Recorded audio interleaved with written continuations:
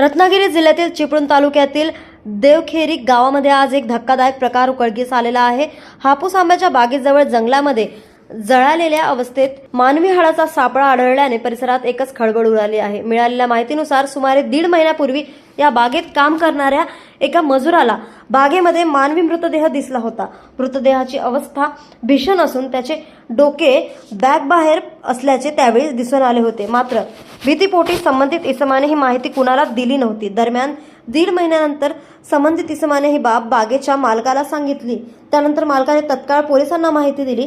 आज पोलिसांनी घटनास्थळी दाखल झाल्यानंतर मृतदेह पूर्णपणे जळालेल्या अवस्थेत आढळला होता।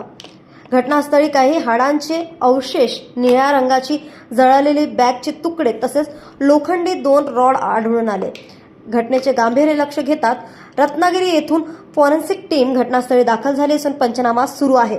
या प्रकरणाचा पुढील तपास पोलीस निरीक्षक मेंगडे यांच्या मार्गदर्शनाखाली सुरू आहे। मानवी हाडांचा जळलेला सापळा आढळल्यामुळे परिसरात भीतीचे वातावरण निर्माण झालेले असून हा खुनाचा प्रकार आहे का याबाबत पोलिसांकडून सखोल तपास सुरू आहे।